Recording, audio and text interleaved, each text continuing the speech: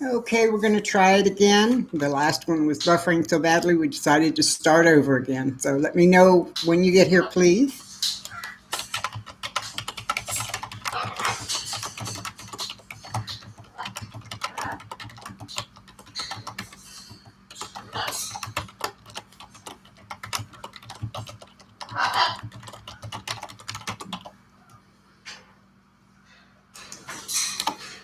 There we go. Now let's see if it catches on and people come in. When you do come in, please remember to hit the thumbs up. Tim's here, Voodoo Queen's here, Lisa's here, Ellie's here. Yay! Everybody's getting back. That's wonderful. Hopefully this one will not start being so wacko. I don't know what it is. Some days we get a really good connection here, rock solid, and other days you just nothing. Hi, Garden for Cheap. Glad you made it back. Rose, I'm glad you got back too, Rose. That is wonderful.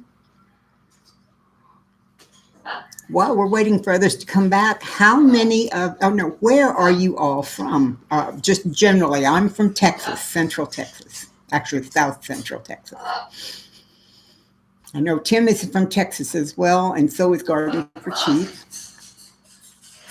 You need to know where everyone else is from. Ellie's from Pennsylvania. That's right, Ellie, you're pretty close to Amish country, aren't you? It seems to me I thought you were from near the Lancaster area. Lisa, you're in El Paso. You're also there. Northwest Missouri. Excellent. Excellent.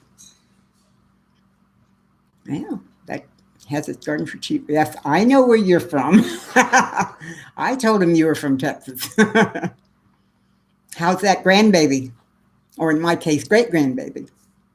Southwest Louisiana, yep. Originally from Louisiana, but now living in Missouri. All right, Dale. I didn't realize y'all were back, Brett. I didn't see you say anything. Top of the hill country in Texas, right? Ramblin' Rose, you're in San Antonio? That's wonderful. I'm just north of you in Cibolo, about an hour away from Amish country. I was in Pennsylvania. Oh gosh, it's been over a year now. A friend of mine had some legal stuff that had to be done in that state, and she's disabled and could not travel by herself. So she and I traveled up there in her car and had a wonderful time. So he's good. He's spoiled, rotten, and growing like well. I knew he would be spoiled, rotten. That little kiddo. It's a good thing he's not anywhere near me because you'd never see him and he'd never get down on the floor. I'd be hanging on to him and carrying him all over the place. For those of you who don't know, Garden for Cheap has a new grandbaby, a new baby boy, and I have adopted him as my great-grandbaby because I've adopted her and her daughter as my children, too.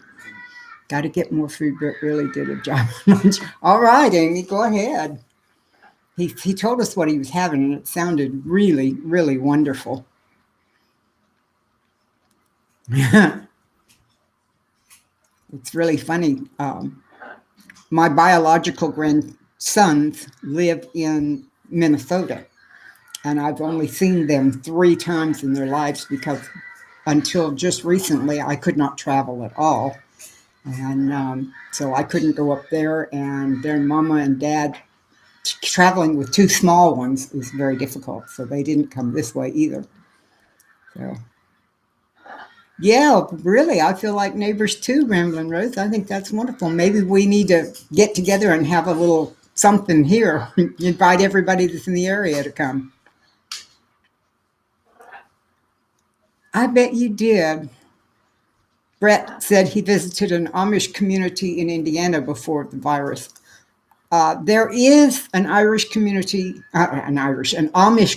here in Texas.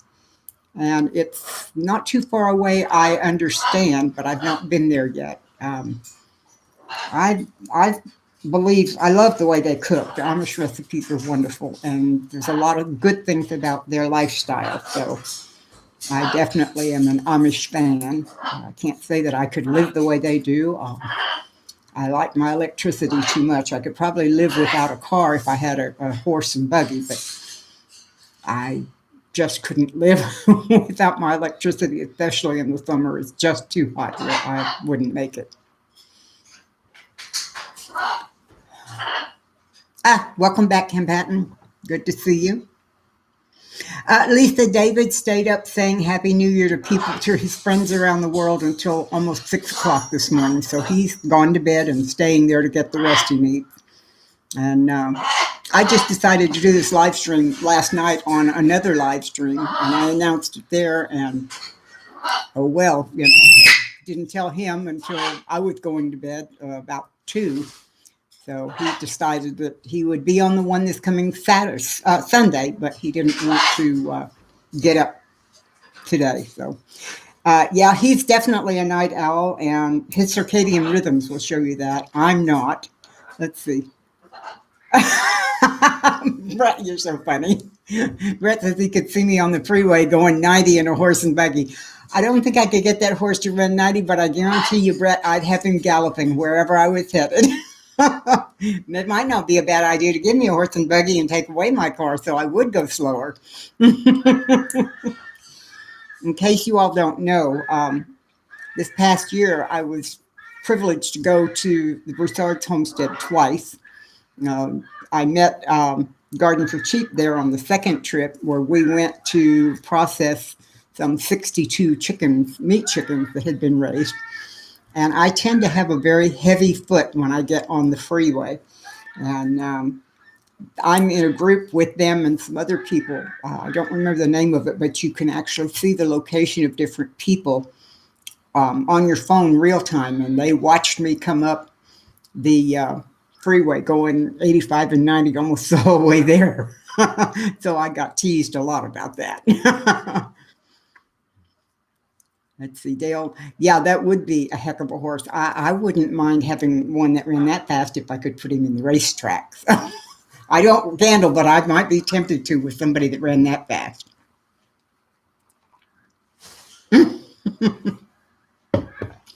There you go, Tim. A Mustang. That's not a bad idea. 66 Mustang. 4 on the floor, channel shift, or is it automatic?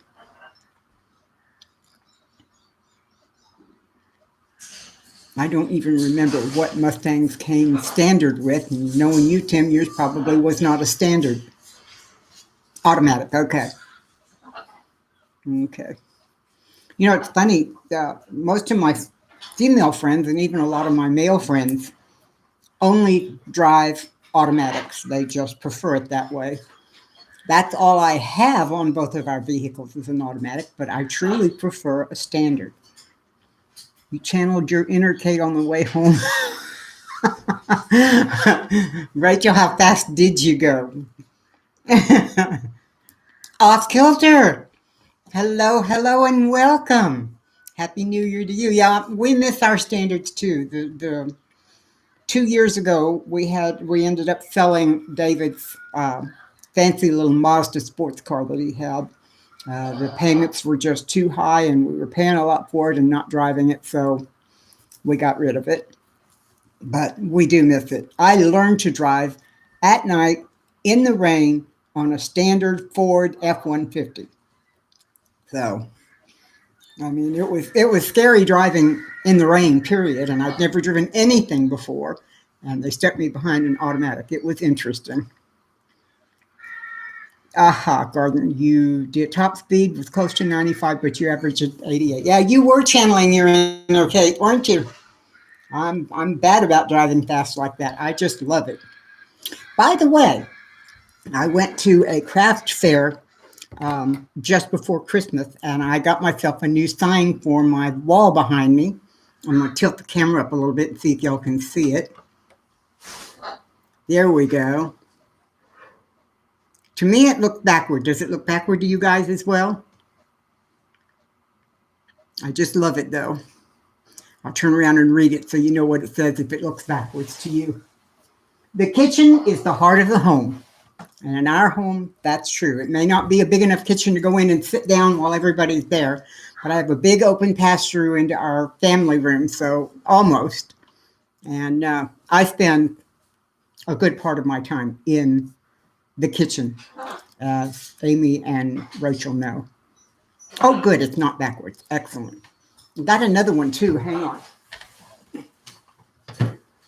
This one I have to put on some kind of a backward, some kind of a sign. Hi, Lisa Lee. Good to see you. Happy New Year. This is the other one.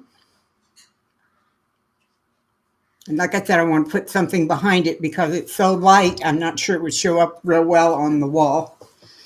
But those are both really fun. Beef for lunch and beef for dinner. It's starting out awesome. Oh, that sounds good, Off Kilter. Lisa Clark, you love being in the kitchen. I do too. I really do. What's really funny is when I was raising my kids, I was working at 2 jobs and didn't have time to spend much time in my kitchen because I had 2 children, 2 jobs. We had pets and all this other stuff, and I was just too busy to spend a lot of time. I would get in there, put something together to feed us, get out again, and no experimenting, no trying new stuff. I did a lot of just basic cooking. But my kids are, thank you, Ramblin' Rose, I really like it. Them. I've kept my kids, heart and soul together. I kept them alive and kept them fed. But since they've grown, and when I got cancer for the second time, I became very interested in food preparation. I've always canned and that kind of thing, but it just became more interesting to me. And since the girls left, I spend the majority of my time in the kitchen or doing or researching things about food. I spend a lot of time looking at things on YouTube. However, I don't always accept YouTube as the be-all, end-all, but I like to get ideas from there.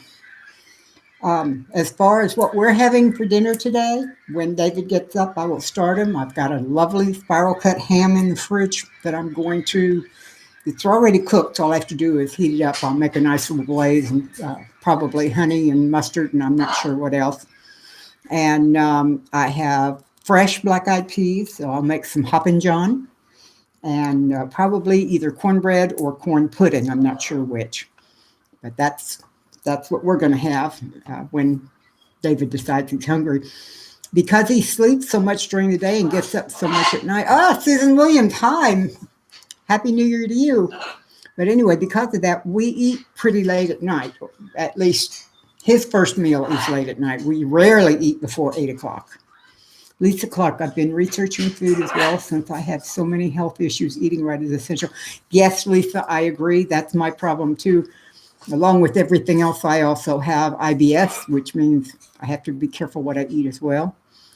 Voodoo Queen says, I'm in the process of teaching my daughter-in-law to pressure can. Oh, that's a wonderful thing. I taught a couple of folks here on the live stream how to pressure can meat, and it's wonderful. Ellie, black-eyed peas can be really wonderful, or they can be really awful. And it depends on how you cook them, basically. My mom did not know much about black-eyed peas. She and my dad were raised in Boston, and apparently black-eyed peas are more a southern end of the country food. So I didn't learn to make them until I became an adult. And I make Hoppin' John, which is a black-eyed pea, pork or bacon and rice dish. And I really love it. And I was taught to do it by a girlfriend who was from Monroe, Louisiana. And of course, she tried to get me to put all the peppers and other good spices like that in it. And I'm allergic to that. But I've learned to make it so that it's a pretty good, tasty dish. I substitute things like onions and garlic for peppers. It's not the same flavor profile, but it does make a tasty dish anyway.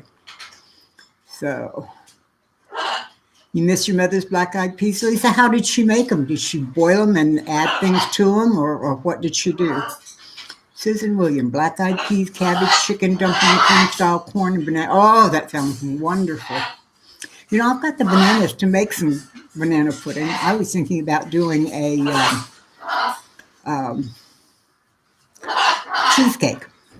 I've got all the stuff to make a cheesecake, and I thought about that. Green bean wraps. What is that, Susan? I've never heard of a green bean wrap. Tell us about that. Cream-style corn. You know, I can't get my hubby to eat cream-style corn unless it's in something like a corn pudding. He just Something about the texture bothers him, and I'm not sure what it is because I love cream style corn. It's a yummy as far as I'm concerned.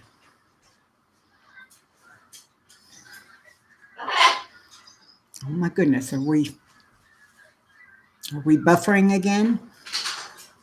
I can't tell. Everything suddenly seemed to kind of freeze up. I'll wait a few minutes and see. Somebody out there, let me know if you're hearing us or if I've lost everyone again. Ah, okay. Cooked them in a big pot. Might have put a ham bone in it and cooked it slow. Ah, okay. Thanks, Voodoo. I appreciate it. Good, good, good. On this end, sometimes we can tell when we're having connection problems, and sometimes it just happens and nobody knows. Thanks, Dale. Okay, everything seems to be going well. Well, I started making a list of some of the things I want. Ah, Michigan Daffodil. Hello, hello, hello. Welcome. It's good to see you. Happy New Year. I've started making a list of some of the things I want to do for the new channel, especially if I cannot get my old videos moved over. I had thought about onion, bacon to season black eyed peas. Yeah, I agree. What I thought I would do is start out with some basics. I want to do a canning 101, which covers all the equipment that it's not necessary, but it's good to have. And then I do canning 102, which is covering the procedures. By the way, these are going to be short. None of them will be more than 10 minutes long. Then canning 103 is covering just water bath canning. Canning 104 is pressure canning. And then canning 105 is storage, like how you store the rings and the labels and all that kind of stuff. Then I thought I'd go into either doing some canning and showing y'all what to do it or stepping on to dehydrating. Let's see. Lisa, that would be lovely. My husband would love it, but I can't do that. I'm very allergic. Okay, let's see. See if I can find a pen that actually writes over here. There we go. Okay, Ellie says definitely some canning videos.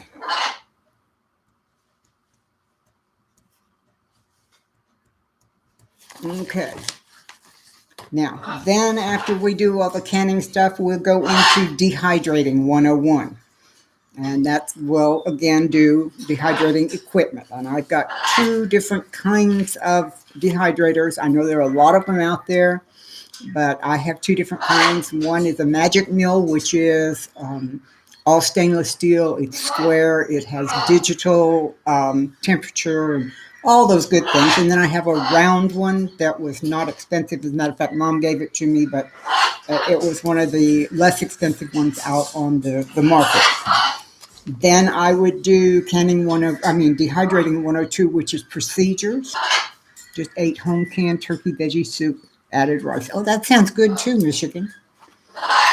Then I do the procedures, do you blanch, do you not blanch, how short do you cut them or how thin do you cut them, that kind of thing. And then storage on your dehydrated products. Do you have to have Mylar, or is it good to put the oxygen absorbers and that kind of thing in? Then the next section I've been thinking about, and I have to do a lot of research on, is the science behind baking, such as the kinds of leavening in making bread. Is it salt leaven? Is it yeast? Is it sour? Whatever that goes. Then flatbed breads versus risen breads. There are a lot of good flatbed bread recipes out there that people like. Some people don't even realize that they're a flatbread, and that's like tortillas. Those are used a lot in my part of the country, and people don't even really think of them as bread.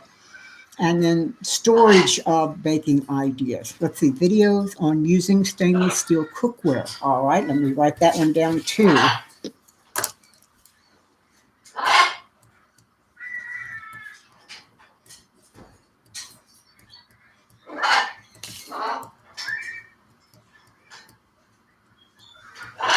Okay, Michigan, as far as stainless steel cookware goes, I only have two kinds. I have the stainless steel Reserveware, which is the copper on the bottom, and I have my I can't think of it.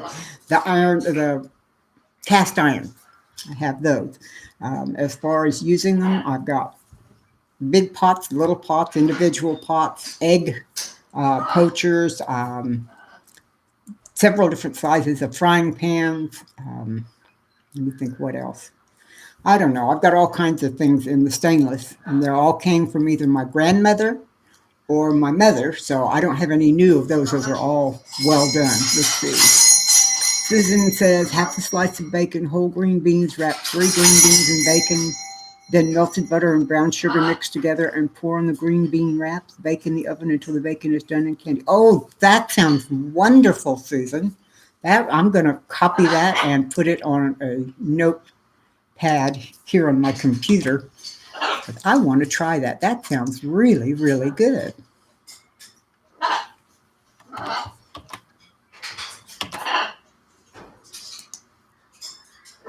Well, if I can get it to cooperate with me, I'll do it. Yep.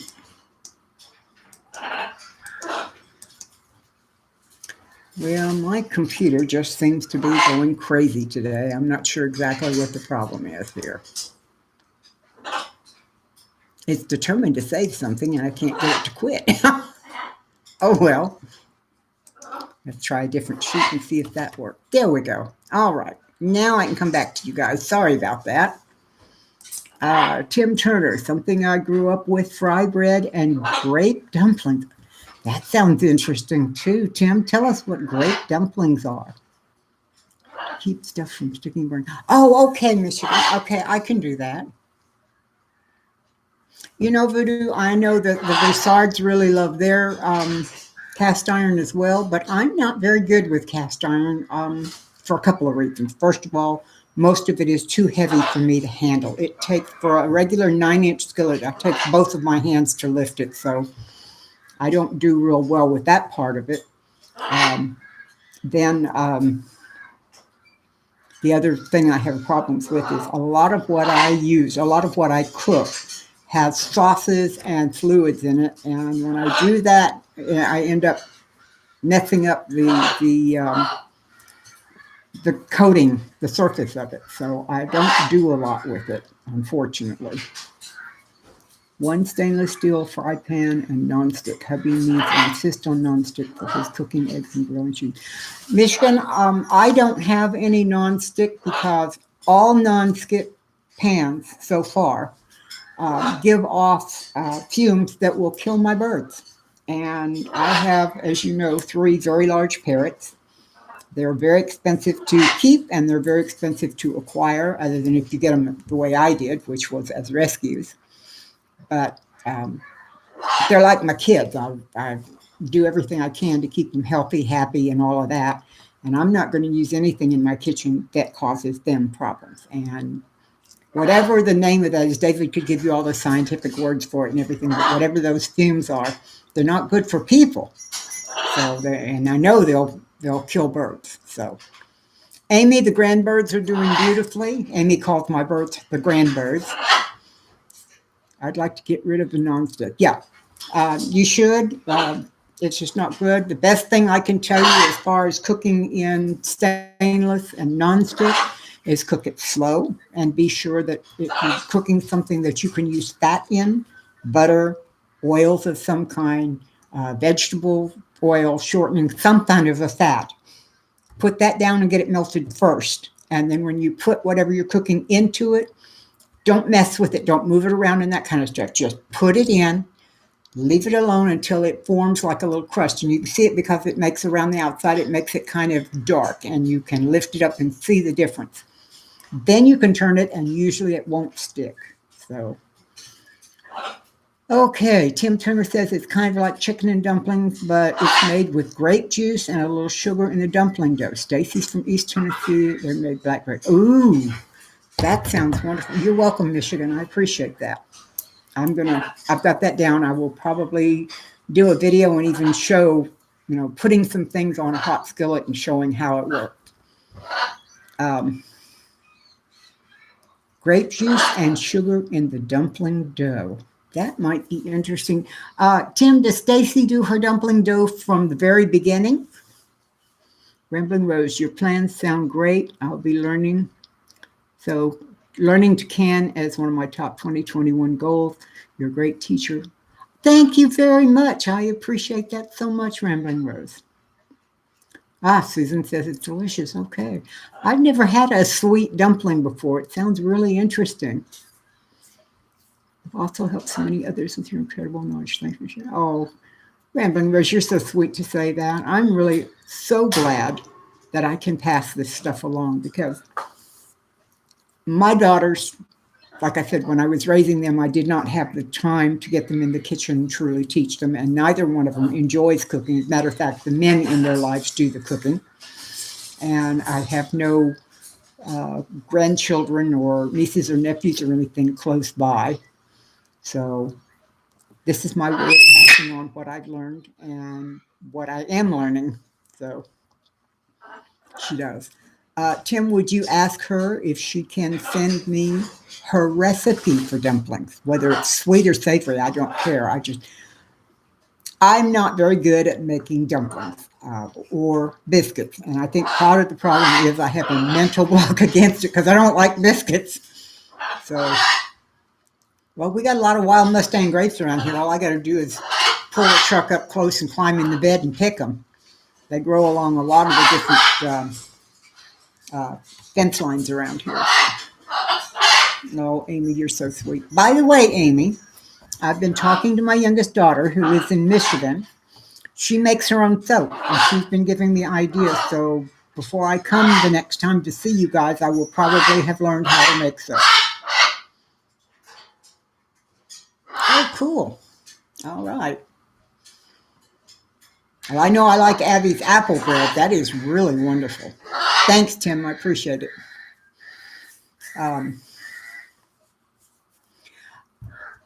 Actually, Rambling Rose, she say, thank you for giving you my time. I have felt very guilty because with my mom and dad becoming less able to do things due to age.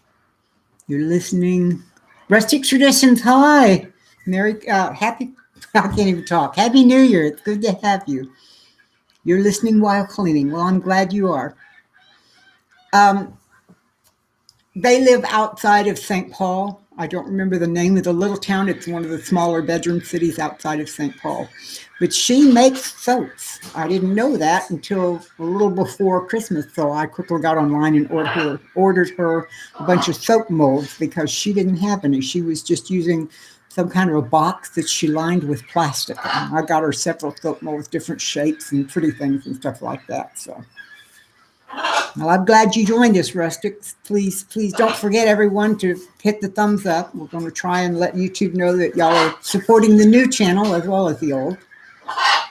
But anyway, I sent her the soap molds, and she's going to be sending me some of her recipes on how she does it. She uses lye, but she says that the kind of lye she uses is easy to use. You can get it on Amazon, and she just wears regular dishwashing gloves and puts it out on the front porch when she does it, and it's not a problem. I'm glad you caught us live too, Rustic. That's really wonderful. Well, I'll tell you what, Garden, when next time I know I'm going that way, I'll have to let you know, and maybe we can inundate Amy and Brett's house again and do all kinds of things. Rambling, who are you going to learn to make soap from? I really think it's an awesome idea. I love homemade soap.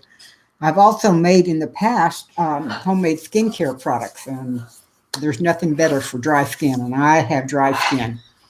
So I'm hoping to do some more of that too. Let's see. Soap making party at Amy's house.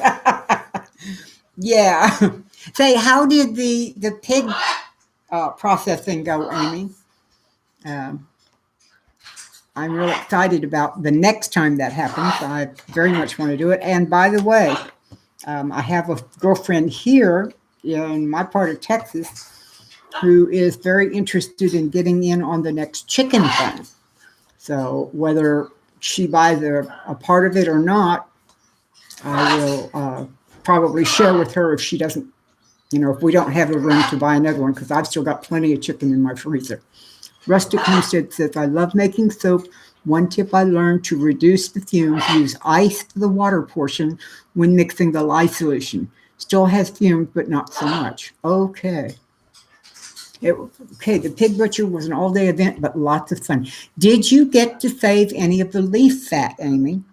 Because that is wonderful, wonderful for making homemade lard. That is an awesome process, and it's so good for baking and that kind of thing. Let's see. Rambling Russ is hopefully learning from me. Okay, I guess that's another reason why I need to learn to do this quickly. I better start talking to my daughter and doing a little more research. So you were there too, Gordon. That's good to know. I didn't realize you were there as well.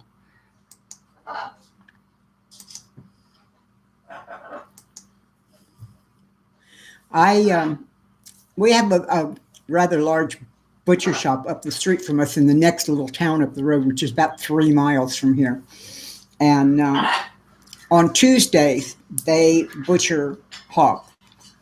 And I can go in, and for $5, I can get 10 pounds of leaf fat. And I don't know if you guys have ever done lard or not, rendered your own lard, but 10 pounds of leaf fat gives you a boatload of lard.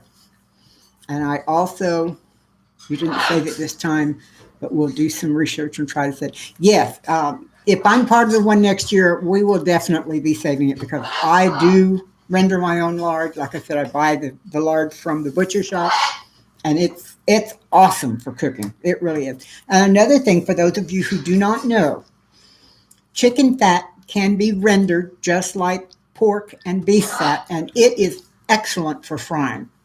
I rendered a whole bunch. It's called schmaltz, by the way, schmaltz. I rendered a lot of it, and I keep a jar in my refrigerator all the time.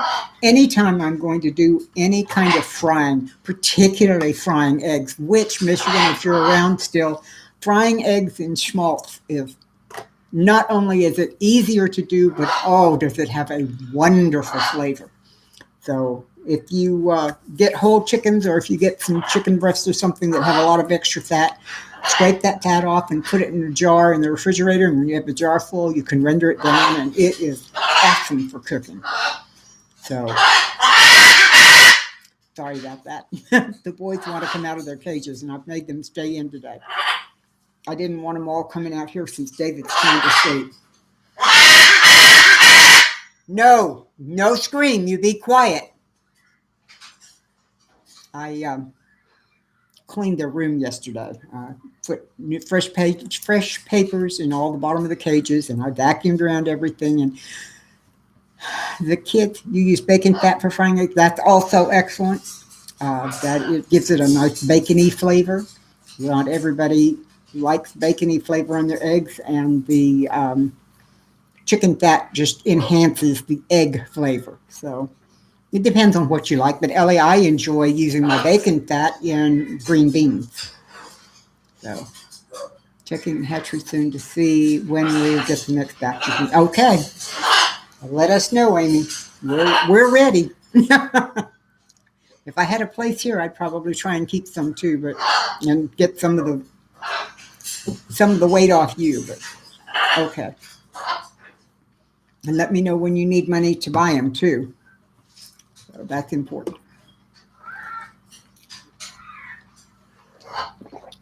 I do so much talking. I don't normally do a lot of talking around here every day, but I do so much talking on these live streams that I get really dry. So I keep this monster jug of water next to me. It has 900, I'm not sure what those are, 900 mils, it says. That's a lot. I used the sausage you gave me for my Hoppin' John's today. Oh, very good. Very good. Thank me for what, Rachel? Tim, thank you so much for coming and joining us. It's been good to see you, although you've been kind of quiet, but I haven't seen you much lately, and it's nice to have you around. Have a happy new year. Hello, North Share. Welcome, welcome, welcome. A happy new year to you as well. It's so good to have everybody dropping in. Amy, what kind of sausage did you give her? Oh, you're welcome. You're very welcome. I thought I had done it, and I looked down and realized you were not. So I quickly made that correction. North Shore, I have got to tell you, last night's Love Fest was absolutely awesome. I had so much fun. Hi, CV. Good to see you too. Happy New Year. For those of you who were not involved in that, we all met for a live stream at North Shore, and then we bounced around to various smaller channels that were doing live streams and shared the love and gave them happiness, and some of us subscribed, and oh, it was so much fun. It really was wonderful, and I know those little channels really appreciated it too. Oh, homemade breakfast sausage. Did you do links or patties, Amy? Yes, North Shore. That was wonderful. I would like to find a way. Well, I'm going to have to find a way to use something other than this software before I do it, but I would like to do that fairly frequently as well. I think that's a wonderful way to lift up these smaller channels and help them grow. I know I went from 24 to almost 60 last night. I was just shocked. It was wonderful. CB, it's good you came. I really appreciate you dropping in. I don't see you all that often. Ground sausage, you ground it yourself. Ah, cool.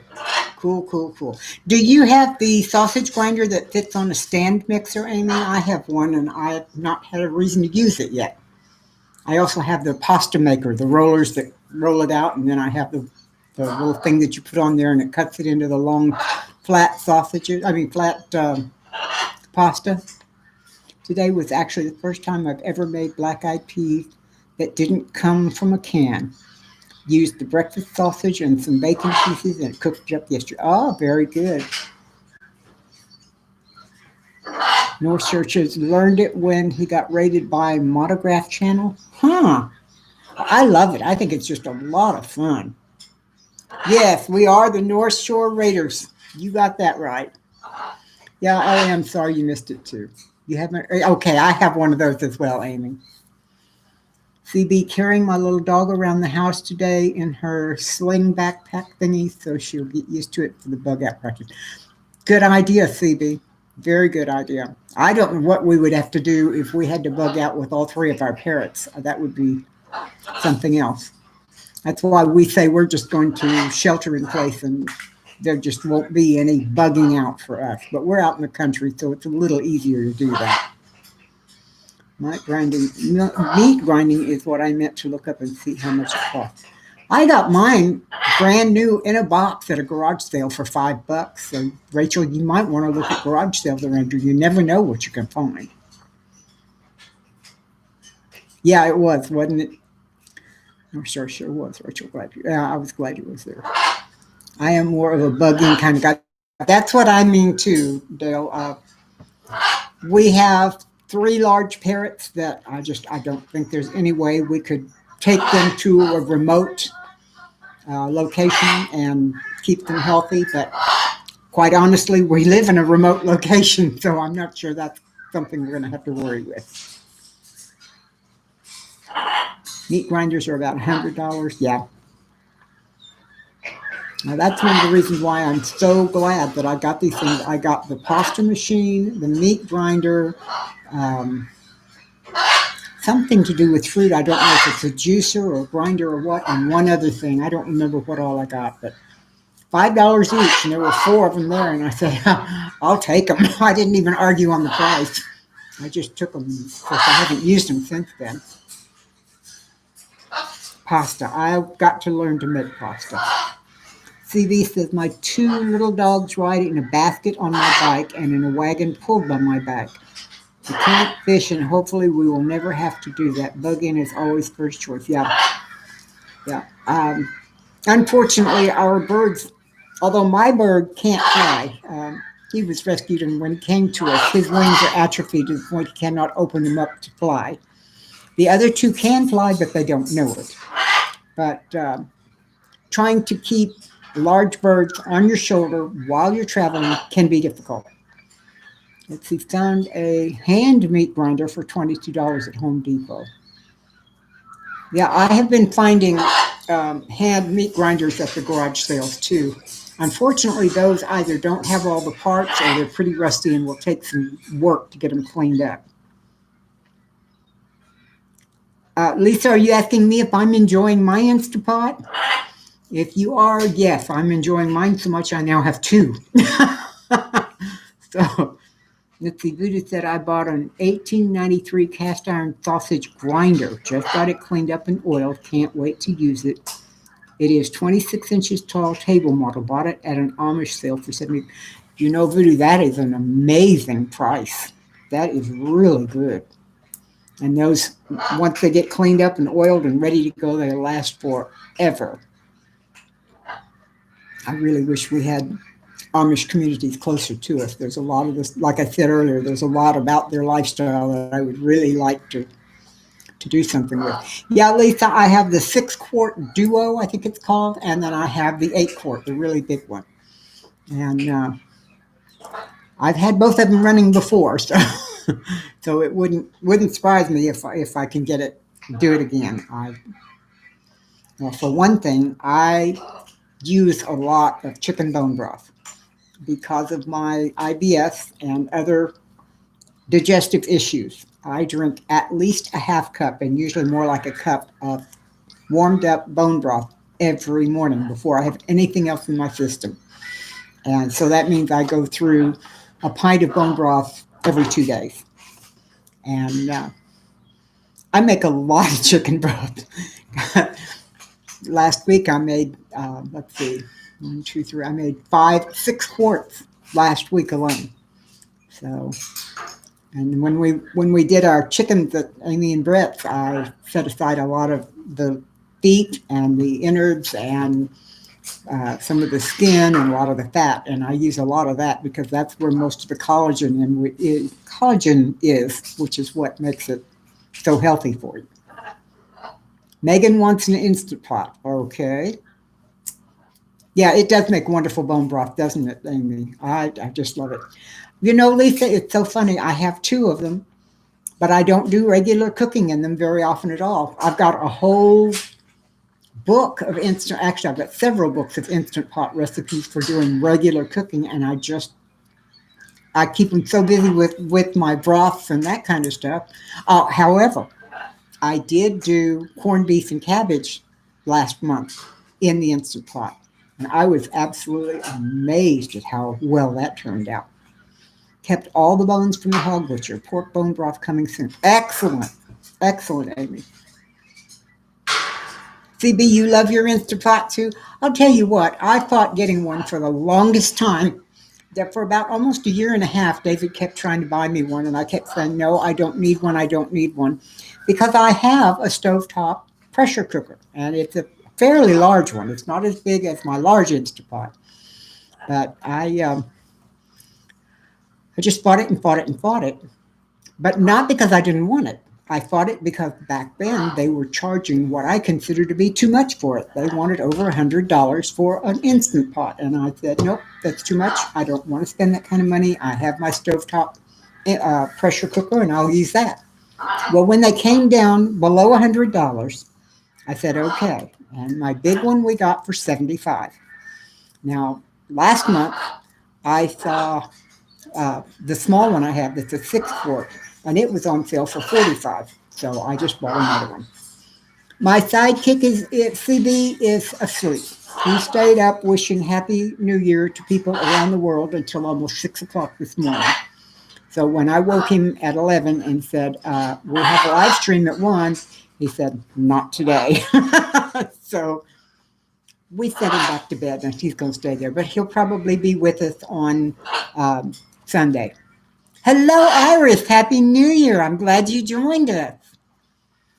Yeah, I think we're going to go back to doing you were also up until 6. Well, I went to bed about 4, I guess.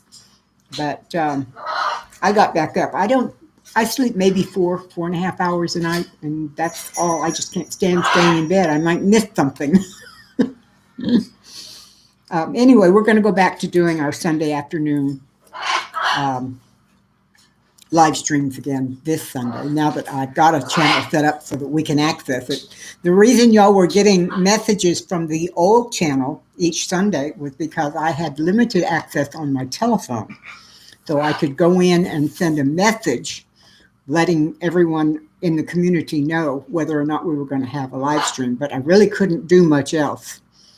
So as soon as I can get through to somebody at YouTube, I want to transfer all of my videos over, and then I want to shut down the old channel and just have this one. So I hope that'll work. I don't know if it will or not. You went to bed early. You're such a party. Well, Lisa, it's Lisa Clark. It's funny. I am by nature a day person, and David is by nature a night person.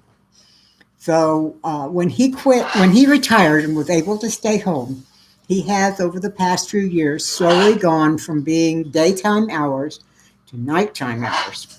Now, he gets up around 2:30 to 3 in the afternoon and doesn't go to bed until 3:30 or 4 in the morning.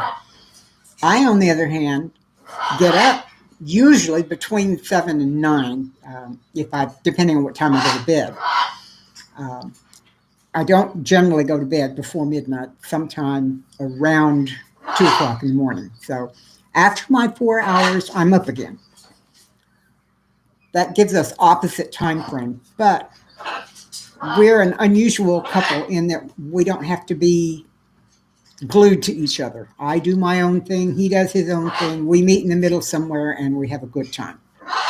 Let's see. I should be able to post a link to this channel on my community tab on the old channel. Oh, okay. I'll try that, Brett. I didn't know how, but I do have a couple of the links that were posted last night for my channel, and I'll try and find one that works and find a way to post it. I'm not sure where I can post it on the community tab, but I'll find a way. And then I've got to find out how I go about transferring the videos from the old channel to the new, because I really don't want to lose those. But if I do, I'll just make them over again. I have everything I used to make them the first time, except the food, of course. So I'll just do it up again. You know what amazes me is some of the videos that did so best on the old channel were really simple things, like when I did my tuna casserole. That went almost viral. I got all kinds of views on that. And the other one was making apple jelly out of apple juice, just jarred apple juice. And that one I did because I wanted to show people that canning was not bad, and you could do canning without a lot of the special tools. So I used things that most everybody would have in their kitchen to can with. And that one was wildly successful. I had a lot of people watch that. And yeah, I agree, North Shore. Definitely simple is often best. And especially if you're trying to share information with people who have no experience with whatever you're doing. And in my case, I was trying to show people that canning is not some magical, mystical thing that requires years of training and all of this kind of stuff. You can, if you have instructions and information, you can make jelly out of any kind of fruit juice that you can get. So let's see. Amy says, looking like we could get the meat chickens around the middle of February. How many am I looking to get? Let me check with my friend Donna. I'm thinking at least the same we did last year. I think that would be what, 25 or 30? And she may want some too, so I'll have to ask. But then again, she could have half of whatever I'm doing because I've got a lot of it here, and I'm not going to can. Well, I'm going to can some of it, but I'm not going to can all of it. I've been saving the canning of the chicken to do as part of my canning videos. So, and I'm going to do bone-in canning of chicken and also the bone out. Let's see, we did groups of 25 before. Okay. Well, put me down for at least one, and I'll let you know either this afternoon or tomorrow about whether I need a second one or not. And another thing I need to do, I don't know how many of you folks have eaten chicken that's been hand raised and butchered at home and all of that, but it tends to be a little bit denser. Thank you. It tends to be a little bit denser meat than what you get at the grocery store. And I know a lot of that's because they pump them full of all kinds of chemicals and who knows what else. But I'm trying to experiment with things like brining to find out how that can make our meats that we do at home easier to digest and easier to chew. A lot of the people that have subscribed to my channel in the past have been older people. And by older, I mean older than 50. And let's be honest, guys, I'm 71. I'll be 72. I have denture, and chewing tough or not really tender meat can be difficult. So I'm trying to do some experimenting to find out how to make this meat more tender. So we'll let you know how that goes too. Let's see. We still have plenty. Yeah, I'm definitely going to do at least one batch of 25, and depending on what Donna says, maybe two. Sean, it does make it somewhat tender, but I've found not necessarily.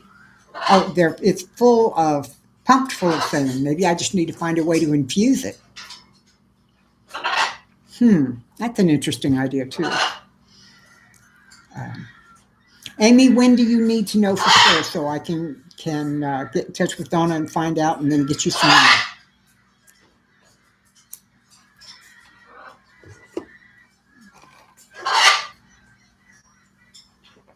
I found out that the pork chops that I bought at Costco, which are supposedly full of all that stuff, are much, much better when they have been brined for at least 3 days. So I'm going to try that with some of the chicken too and see if that helps. But, really, really tender pork chops are out of this world. They're really, really good. And what did I do the other day? Oh, I did some more pork chops. I've been doing a lot of pork chops. Costco has an excellent price on really good quality pork chops, and I love pork, so I've been doing some things with that. I did a gravy baked pork chop the other day for dinner that David and I both just absolutely went crazy for. And then I had roasted mixed vegetables and put that with it, and then some rice to go with the gravy, and it was just, we ate ourselves silly. I was almost 6. I ate so much, and David went back for seconds on the veggies, so it must have been pretty good. Well, how long have I been on? Been on for almost an hour. Are you guys up for more, or should we go ahead and shut it down for now and come back later? It's up to you. David's still asleep, so I can hang out for a bit.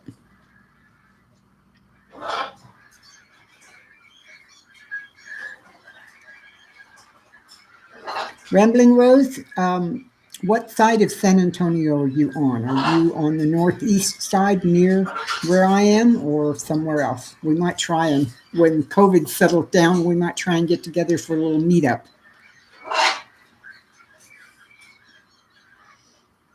Next Friday, I can put in an order and plan to have the cages ready.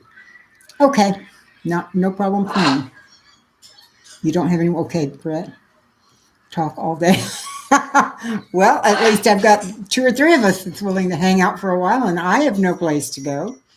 The only thing I have to do is cook, and the only thing that is going to take any time at all is my black-eyed peas, and I'm going to do them in the Instapot, so that'll take care of the long-time cook on them. I do have to look up a recipe on how to cook them. I imagine it'd be probably like doing beans, and that wouldn't be so long. Well, Ellie, I think we're just going to hang out and chat for a while. It looks like a lot of folks are willing to hang out, so we might as well. I have no reason to go anywhere else. As long as the birds don't keep screaming in my ear, we'll be fine.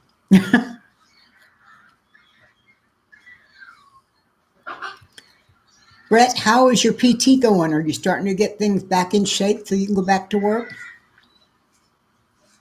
I know David needs to find some kind of PT to do. He's getting less and less able to stand. I think hopefully things are going to get better soon. Let's see, Ramblin' Rose. That was a great time. Thank you so much.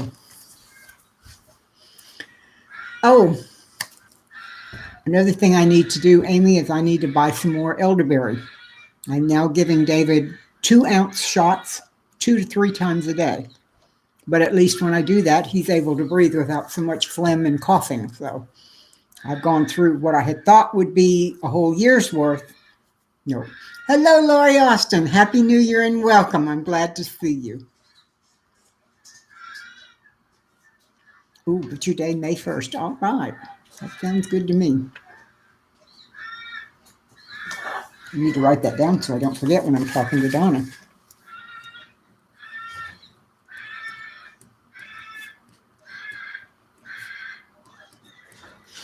Do you think that the cost will be similar to what we did last time, Amy? Brett says, feeling a little stronger. Hopefully very soon you'll be back to work. Don't tell your beard. You know, I understand why beards are a bad thing for firefighters, but it seems to me that if they were trimmed rather short, don't they have protective things that you could put over your face, or would that interfere with breathing? I really don't know what kind of equipment y'all use. You just woke up. Well, good morning, Lori. Oh my goodness gracious. Okay, Iris, will just hang out with us. I'm going to be hanging for a little while longer. Okay, thank you, Amy. I will pass that along to Donna as well. And I will tell her it's not written in stone, so we'll just go from there.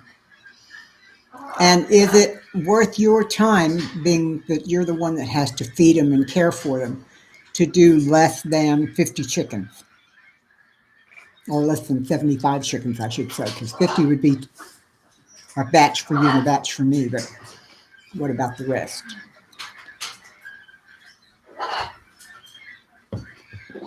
Ah, okay. That explains it. I figured there had to be a reason why, Brett, but I just didn't know. And I got to tell you, I really love your beard. I really do. So I'd rather have you safe, though. That's way more important. Let's see, Raymond Rose. I'd love that, Kate. I'm on the opposite side of the city, closer to Lackland. Okay, but I'm back driving again after major hip surgery, so we can meet up on these. Great. Do you, Rambling, do you have my email? You know, that's new too, since everything was hacked. It was my google.com account that got hacked, and that affected everything that Google has. It affected my email, it affected my YouTube, it affected my Facebook, everything.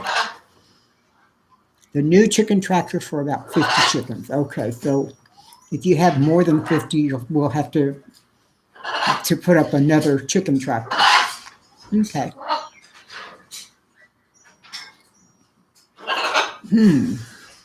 I used to go over to Lackland often because that's where my doctor was. We're retired military, and they had me going to Lackland for my medical, but then they decided that they wanted me out on the economy, so. You will be building a second one. Okay, Amy, thank you. So now my doctor is a lot closer. He's just up the road about 4 miles from me, where Lackland was almost 60 miles away. But I would love to get together and meet. Plan is to build a second tractor. Okay. To do 100 at a time. Well, now, guys, if y'all do 100 at a time, will you not do will you not do it twice a year? Will you only do it once a year? The 100 chickens is a lot of chickens.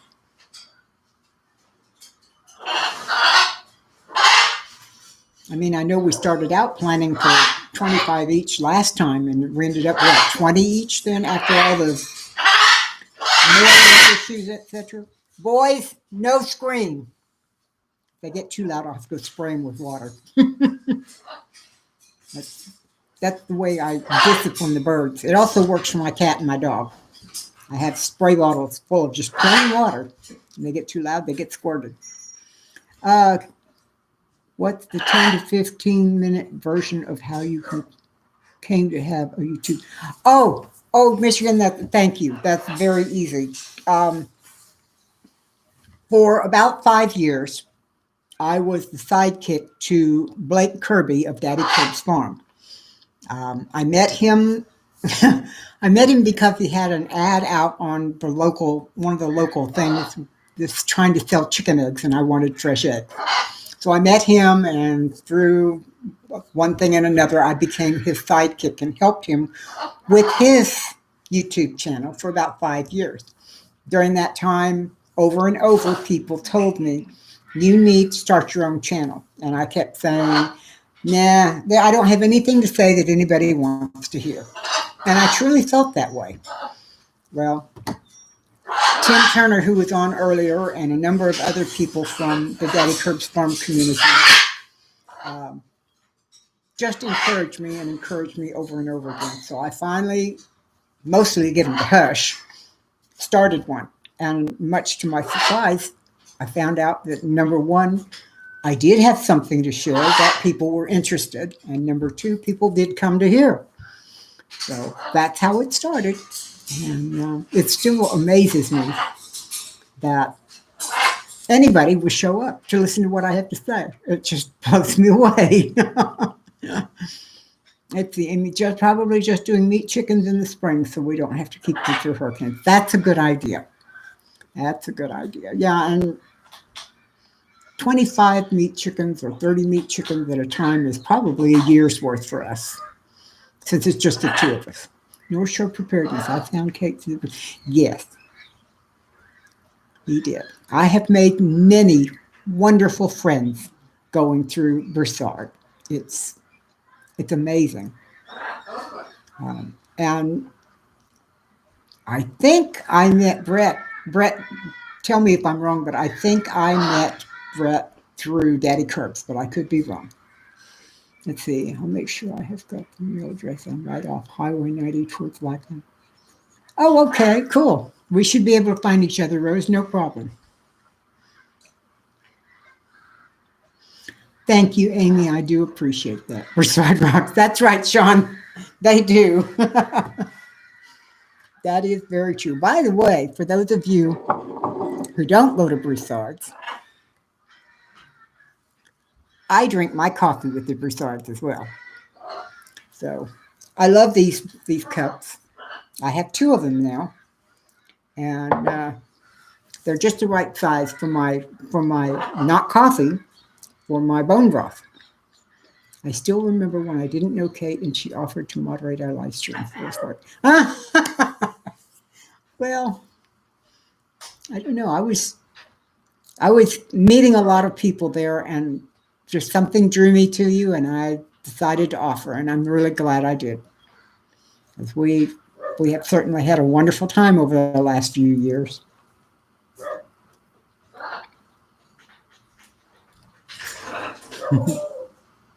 My dog is outside and he's decided to bark. I think that probably means he wants to come in.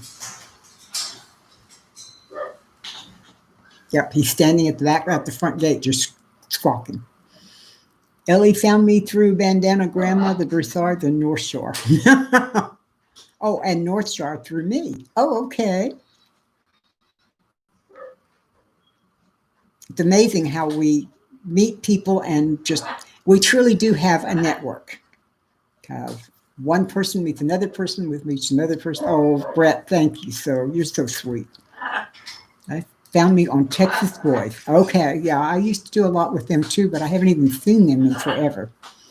This lockdown has really changed the face of YouTube as well. Connect the dots, right, Laurie? We are dots and we're all connecting. I think a lot of the reason why I continue is not only the wonderful friends that I make. Now you can't wait until May. Why is that?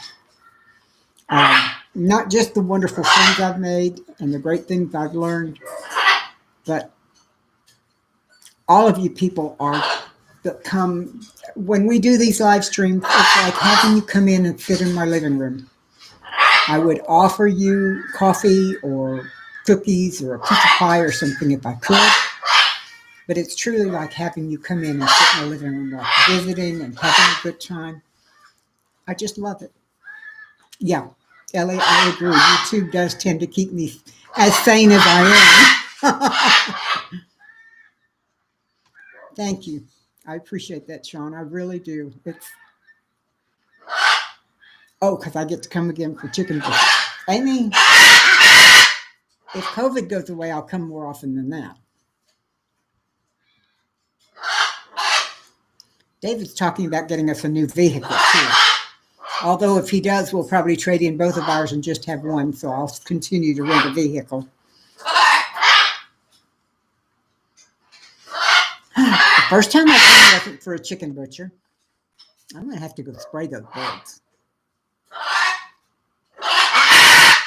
Excuse me a moment. I'll be right back.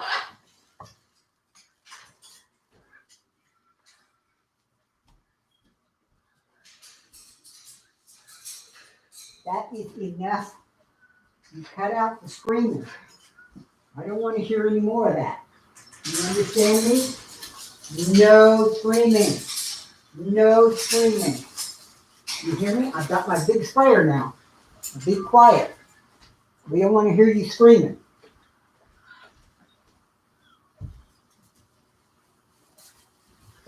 Sorry about that. I got my water. And all I have to do, you've heard how quiet they got? All I have to do is show it to them and they start getting quiet and going to the other side of the cage. I was in PJs, Laurie, until time for the show, and then I had to get dressed. Oh, well. Found me by searching YouTube on how to can. Oh, very good.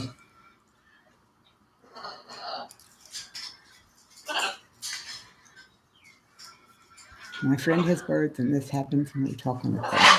That's exactly right, CB. They hear me talking, and they think they have to be in on the conversation. And while it's not a problem usually for me, for them to be on my shoulder and in part of the conversation, sitting here with my back to the wall, they get on my shoulder, and their tails bump up against the wall, and that irritates them. And then also, I don't have a way to put my cape on that I wear because, for those of you who don't know, birds poop. Doesn't matter where they are, doesn't matter what's going on or who they're standing on, birds poop. I don't think I have a single shirt in my closet that hasn't been pooped on multiple times. So, yeah, it's a poo cake. That's exactly right, Laurie. It's one I made myself. I just took an old towel, wrapped it around, and did a tie here so it'll stay tied. That way, when they poop, it catches it and it doesn't get all over me or the floor. I can't tell you how often I have to clean my carpet because I'm going from one place to another and a bird will suddenly let one go and I have a new stain on the carpet. So, oh well. That's just the joys of life with big birds.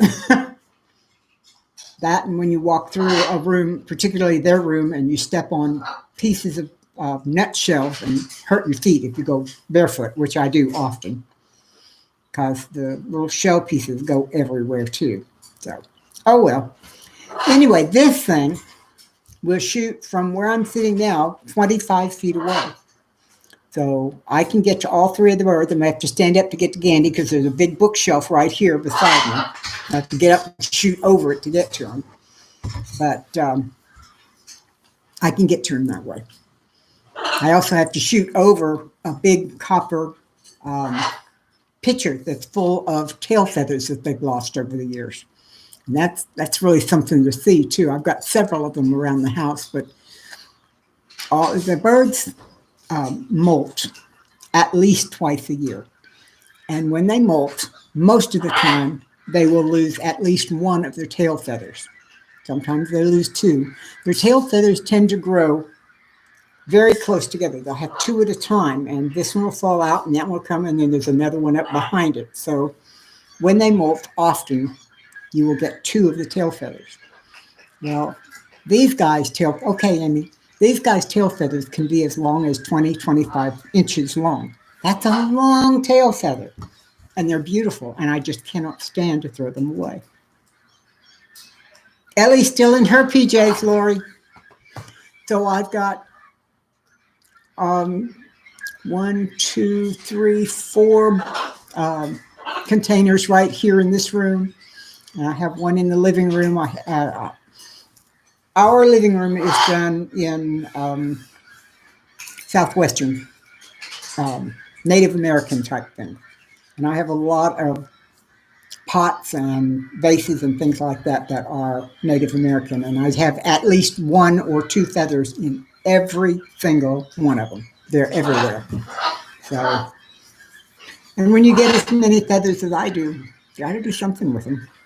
I do give them away. When people come, they find out I have birds and they want to come see the birds and hear them talk and all of that. And 2 of my birds have been outreach birds, so they can sit on someone's arm.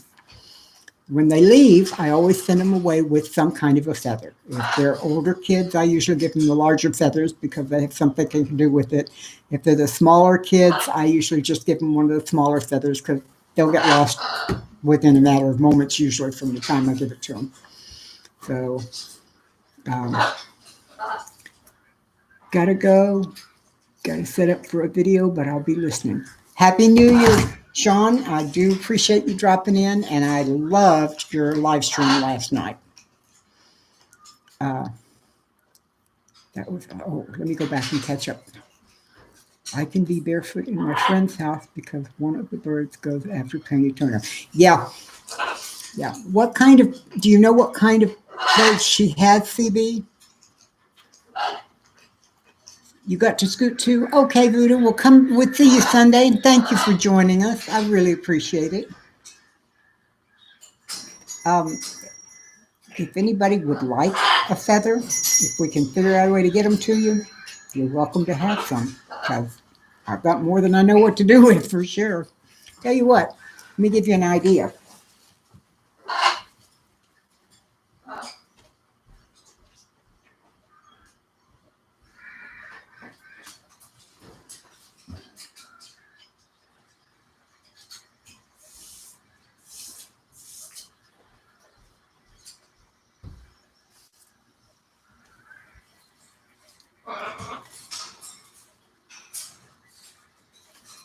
That's one of them.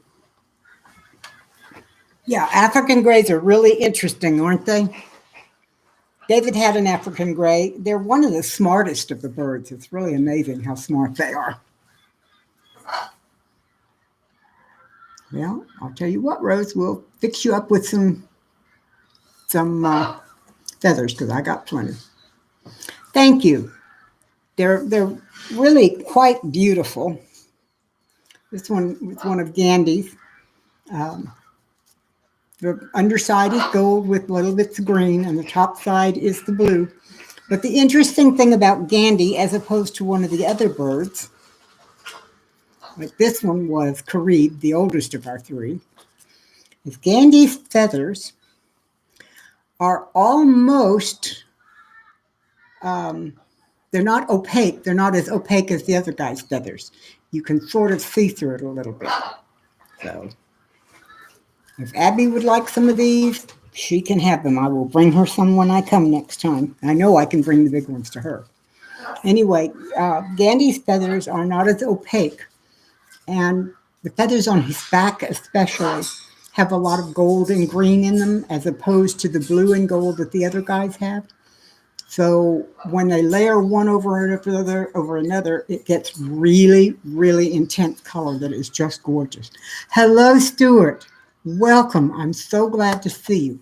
Thank you. This is just a small collection of the feathers my guys have molted over the years. They absolutely give me lots and lots of feathers, way more than anybody has a need for. There. Get that out of the way. I'll let you guys continue to look at it, but it won't have to be under my arm. So I have all of those. Then I have smaller ones. These are tail feathers. Then we have wing feathers. And yeah, I like them. I really do.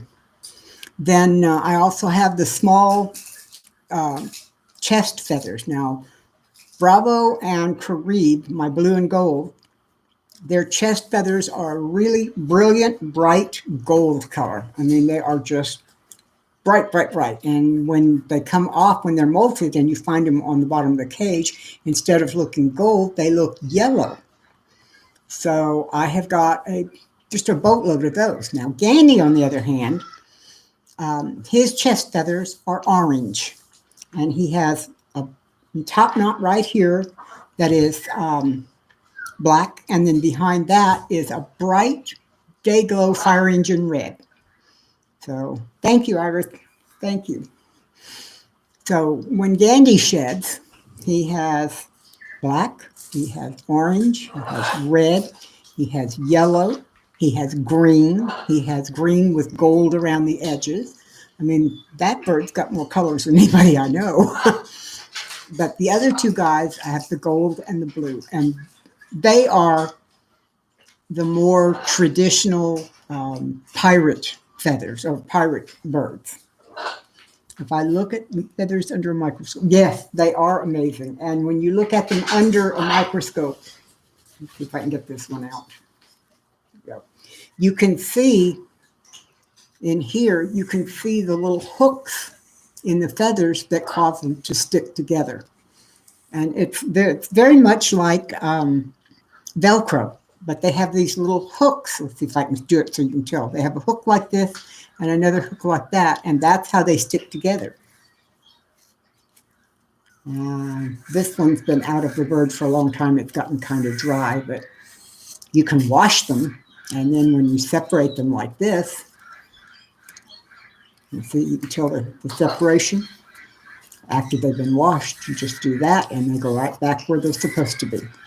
So, you know, we have thought about selling these. I know several of you have said we could sell them, and we've thought about it. But I'm not sure what I would charge. I don't know if I would sell them one at a time, or I have enough of them. I could probably put a full wing spread. I've seen several people on eBay, that sell the whole wing spread, but they charge hundreds of dollars for those things. I mean, lots of money. Of course, it does take time to put them all together, but I don't know. I mean, charging hundreds of dollars for something your bird just naturally falls out of them anyway? I don't know. But I wouldn't mind giving them away. I don't mind giving them to people who want them. So if you guys think you want some, get in touch with me. Yeah, Rachel, when we lived in Florida, there was a Native American man that lived around the corner and down the street, and we used to take him a bunch every so often, and he used them in his dream catchers. Rustic traditions, I wouldn't want a whole wing, but a few for accents to crafts would be cool. All right. Let me put my email up for a time, and you guys can send me a message if you want some, and we'll figure out how to get them to you.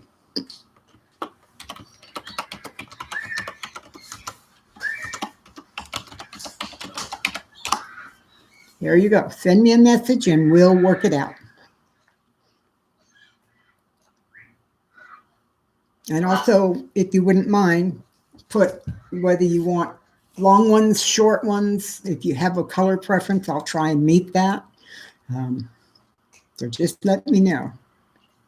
I need to try looking at them through a microscope. They are not only beautiful rambling rose, but they're fascinating. They are really interesting to look at.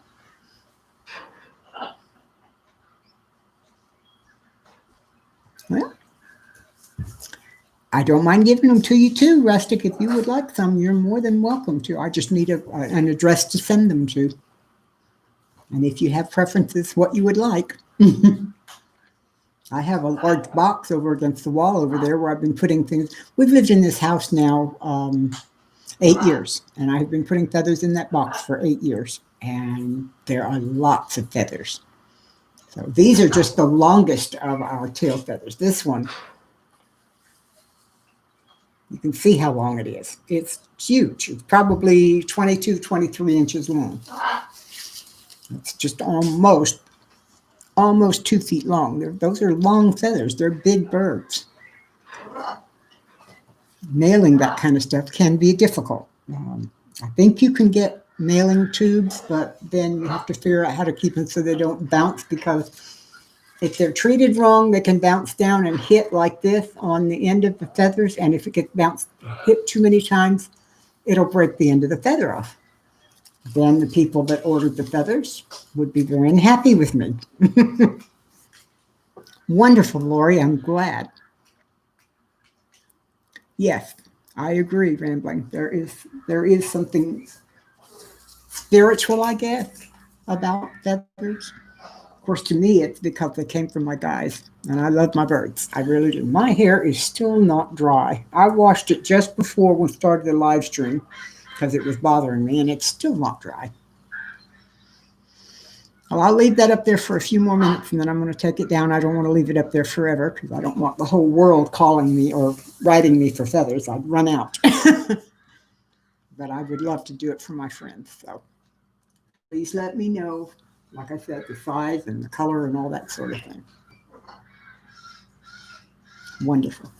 Here's some, I can show you what happens when the end of the feather gets hit too often. I'll get this over closer so you can see it. You see how it's split right there? It's because the vein that the blood ran in when it was on the bird, it broke. And so the top of the feather fell off, and now it has this big weird open spot. So this one I saved because my dog has decided he likes to play with feathers. And this one was in the bottom of Gandy's cage, and the dog managed to get it out of the cage and carried it all over the house for who knows how long before I discovered he had it. Now, let's see. Lori says she wants some. Rustic wants some. Amy says you could put them in the mailing tube with floral foam to keep them from moving. I had thought about that because they have these long quill ends, and I could stick that into the foam and then push the whole piece of foam up to secure it inside. That may be what I'll have to do. It, of course, depends on how long they are that I send them to. So, Lori, I tried wrapping paper tubes, but unfortunately they're not as strong as the mailing tubes, and they bend easily. I sent some to a friend of my mother's, and unfortunately over half of them were broken when they got there. So our wonderful post office is not as careful with things as I would like them to be. So yeah, I think the cardboard they're made of is too thin. So anyhow, now you've had your lesson on birds and bird feathers for the day. And bird poop for the day too. But they've been quiet now. They know that Mom has the sprayer over here. So they'll be quiet until I put it back where they can see it. Love them, but would insist on paying package and shipping costs. Okay. Well, Michigan, I appreciate that. I don't know how much it'll cost. I'll have to let you know, but that would be fine.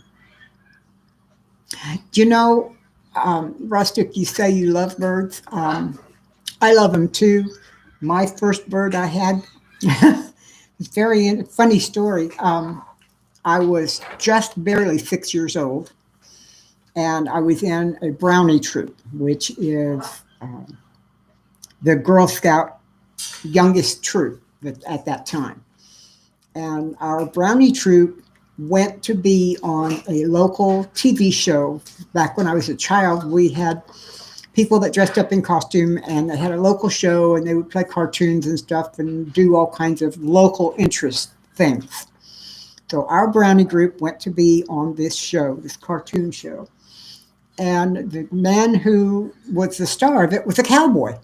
He dressed up in the cowboy hat and had the big wide belt with the quote unquote 6-shooter on the side and all that kind of stuff. Well, the special interest segment that he had when we were there that day was he was showing proper way to trim the wings of a parakeet so that you could have a parakeet and it could be out of the cage, but it wouldn't fly away. And I'd always been interested in birds, but I'd never had a chance to get up close. So that was just fascinating to me. So anyway, when he did the demonstration and we were all crowded around, the camera was looking over his shoulder so the people at home could see. I was just staring at this little bird. It was a little blue and white bird. Looking much more beautiful than cat whiskers. Oh, I have a cat too. But anyway, he had this little bird on his finger, and he looked out at all of us gathered around out there, and he said, now, this little bird is safe to have in your home without it flying away. Would anybody here in the audience today like to take this bird home?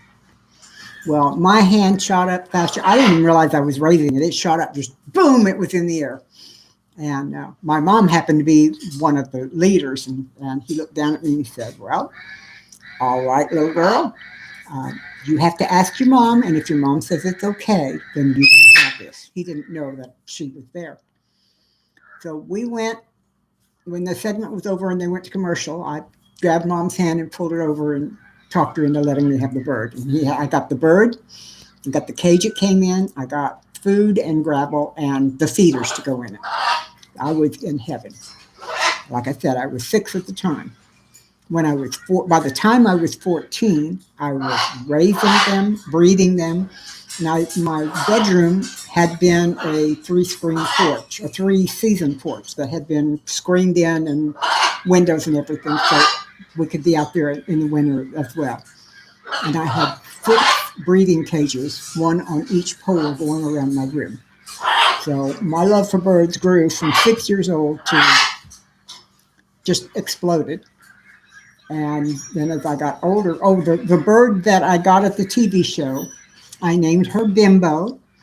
And I never trimmed her wings again, but she spent so much time with me that we became what I call now a bonded pair, because if I was at home, she was on my shoulder. And oddly enough, she was so attached to me. As I got older, she could sit on my shoulder, and I would go outside to hang up clothes, and because we had a line, we didn't have to dryer back then.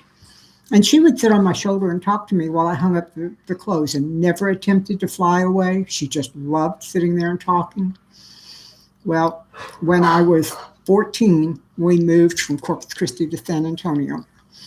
And I took her cage outside the first Saturday after we'd been there to clean it.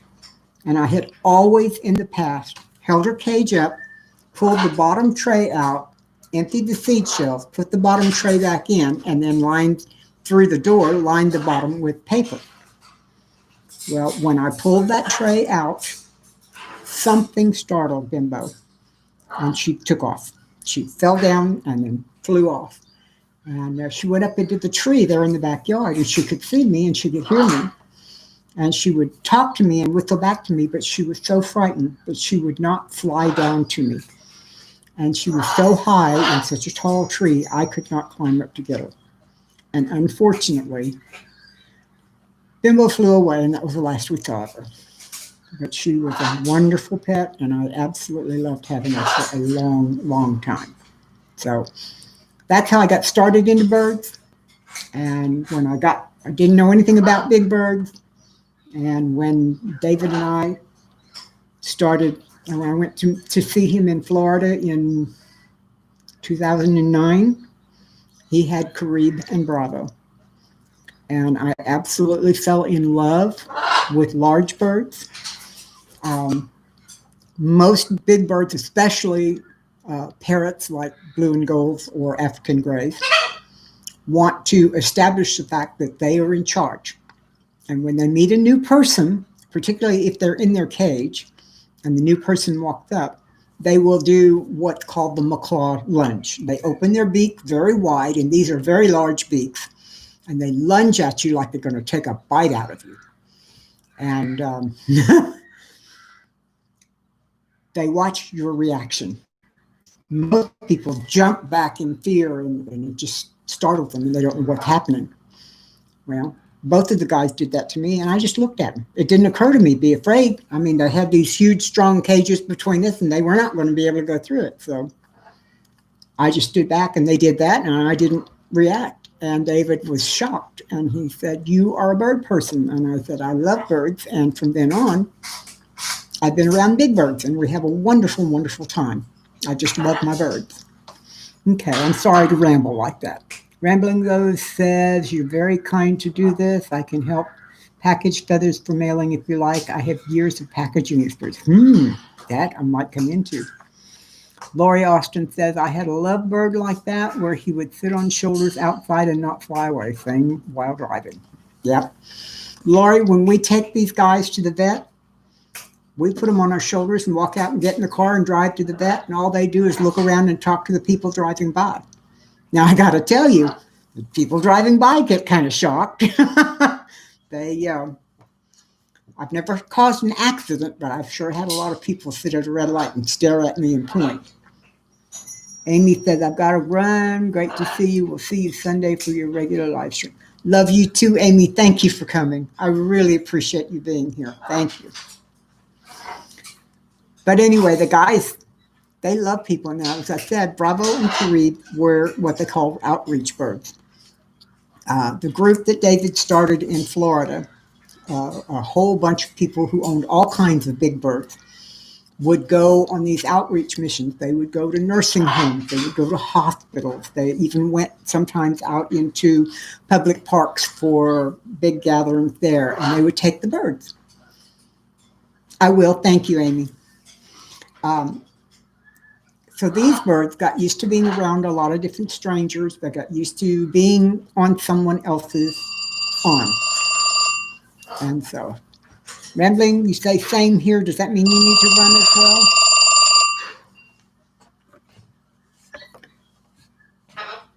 well? Anyway, those two are used to being around people, or they were. Since we've been here, they've not been so much. My birds heard my phone ring. Now they're trying to say hello to them. So those two, Carib and Bravo, they're the older two birds. They're used to being around people, and they're not afraid. So I can let them stand on other people's arms and not be worried about it. Gandhi, who is the youngest of our birds, was apparently mistreated before we got him. As I said, his wings are atrophied. He cannot fly. They kept him in a cage that was too small, so he was never able to open his wings out enough to gain the muscle control to be able to fly, so he cannot fly. And he's afraid of most people, and he does bite. He will bite anybody that he's afraid of. So sometimes he even bites David, and he's not afraid of David, but he just doesn't want to be messed with. He is a one-person bird. No, Dale, I set my cell phone so that it has a landline ring because I love the way it hears. And also, my hearing, I have hearing disabilities, and I can't hear a lot of the newer ringtones. So that's what you heard. Although I am in the process of getting a landline to my parents' home because at 91, they have problems keeping up with their cell phones, and I can't quite make them work right. So I'm trying to get that going. Anyway, I was trying to tell you, nobody better put fingers out to Gandy, because he will. He thinks nothing of biting. The other two, if we introduce them, they're willing to go stand on someone else's arm for a little while. But even that, then they don't like their heads rubbed or anything like that. Now, Gandy, I can do just about anything with. I can rub his head. I can stroke his chest. I can play with his feet. I put my finger in his beak and open his beak, or just put my hand in his beak, and he doesn't bite. But if anybody else does it, he'll bite him. So we are that bonded pair, like I said with Bimbo. Gandy and I, he's bonded to me to the point he tries to make nests for us, and he tries to feed me. So I have to be careful letting him get around anything that's made of terry cloth, because he loves to tear up terry cloth and make nests for us. I told David, don't be jealous. He's not my mate, he's just my bird. It did sound cool to hear it ring like an old-fashioned phone, didn't it, Dale? That's one of the reasons. I mean, it took me forever to find this ringtone, but I can hear it. And Gandy, who was the one that was trying to answer it, whenever he hears it ring, he tries to answer it. And if he hears me answer, I'll go, hello. He goes, hi, hello. So he tries to talk too. And my girlfriend Donna, who calls from time to time, when he knows it's her on the phone, I'll hold the phone up and she'll talk to him, and he will talk back to her. We spent several months at Donna's house. Gandy and I did. She's been my best friend for almost 40 years. And she tore her rotator cuff, and her husband is an over-the-road truck driver. So I took Gandy and went to stay with her for several months while she was healing, because she could not be left alone. She couldn't do anything for herself. So I went there. Dale says I could listen to you talk about those birds all day. Oh, thank you. Thank you. You had a Nandy who could mimic your laugh? Yes, it's amazing when they start doing things like that. Gandy can mimic my laugh, and Gandy can talk. When he's in the mood to talk, he will say all kinds of things. It's just amazing. One of his favorites, when no one's around us, he'll look at me and go, no problem. And he says it just like I do. No problem. And last night he surprised us. I had just started getting them all to bed. And when I put them to bed, each cage, they're huge cages. They're 40 inches or more tall, and big wide cages. And I mean, I can stand inside each of the cages with no problem. But I had gotten them all to bed. And as I put the blankets around each cage, because they need to be covered to be dark and warm and all of that. And I talk to them, and I tell them that I love them, and that they're going to get to have nice, sweet dreams, and close their birdie eyes and all this kind of stuff. As I cover the final opening on each of them, I say, I love you, or I say, Mama loves you. Last night, everybody was in bed, and I was finishing covering up Gandy, and just before I covered the last little opening, he said, I love you. Now, I've had him for 11 years. No, 10 years. I've had him for almost 10 years. And I said that to him every night for those 10 years. And last night, he repeated it back to me, and I almost cried. I was so thrilled. I almost cried. But his favorite is no problem. And if he's asking, what does the pirate say? And he's in the mood, I'll say, what does the pirate say? And he'll go, arg. So he has his own little idea of what things should be. And he likes to mimic my laugh. He does that too. Well, we've been on almost an hour and a half. I think I'm going to go ahead and shut it down now, guys. I need to get my black-eyed peas cooking so that I can make my Hoppin' John. And David will be it's almost 3, and David will be getting up in about another 2 hours. So you guys have a happy New Year. Have a wonderful rest of your New Year's Day. And I look forward to seeing you on Sunday if you can come by. Take care. Let me know if you want feathers. We'll work out all the details when we know. I love you all. God bless. Take care. Bye.